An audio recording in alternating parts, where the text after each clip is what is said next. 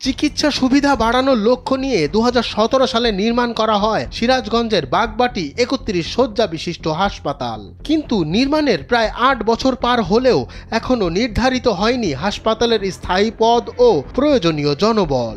ফলে শুরু থেকেই কাঙ্ক্ষিত সেবা থেকে বঞ্চিত হচ্ছেন আশেপাশের ইউনিয়নের হাজারো মানুষ। এখানে আসার পরে ওরকম কোনো ডাক্তার নাই। ইমার্জেন্সি রুমে একজন মুমূর্ষু রোগী আসতেই পারে। মুমূর্ষু রোগী আসার পরে তার যদি কোনো চিকিৎসা না পায়, সাময়িক যদি কোনো ট্রিটমেন্ট না পায়, তাহলে এখানে কেন আসবে? প্রতিদিন সকাল থেকে দুপুর পর্যন্ত আশেপাশের বিভিন্ন এলাকা থেকে 3 থেকে 400 মানুষ চিকিৎসা নিতে এই হাসপাতালে আসেন। তবে পর্যাপ্ত ডাক্তার, কর্মচারী ও ঔষধের সঠিক বাজেট না থাকায় অনেকেই সেবা না পেয়ে হতাশ হয়ে ফিরে যাচ্ছেন।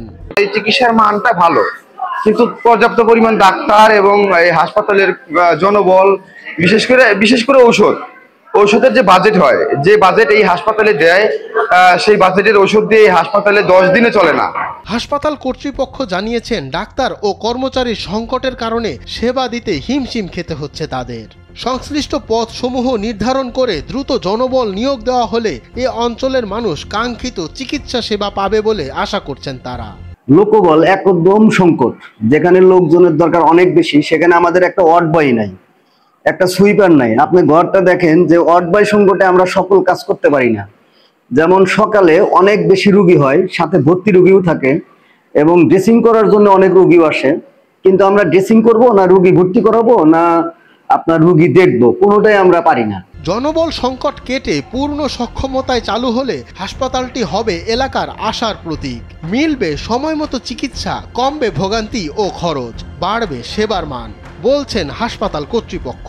বর্তমানে সরকার 48তম বিসিএস এর মাধ্যমে অতিরিক্ত চিকিৎসক নিয়োগ প্রক্রিয়া চলমান।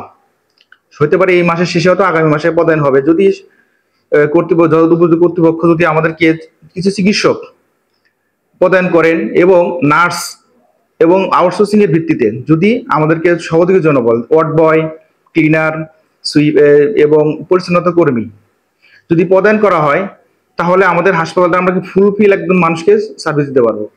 সামনে বাজেট হলে পর্যাপ্ত জনবল দেওয়া যাবে বলে জানান সিরাজগঞ্জের civil surgeon doctor Nurul Amin. এখনো ওখানে পদ সৃষ্টি হয় নাই, আমরা পদ সৃজনের জন্য দিচ্ছি, সামনে হয়তো পদ সৃজন হলে এখানে পর্যাপ্ত জনবল দেওয়া হলো। এই হাসপাতালই হবে এই অঞ্চলের স্বাস্থ্য সেবার ভরসা, এমনটাই মনে করছেন স্থানীয়রা। সিরাজগঞ্জ থেকে আজিজুল ইসলামের পাঠানো তথ্যচিত্রে ডেস্ক রিপোর্ট, মঞ্জুর এ মাওলা।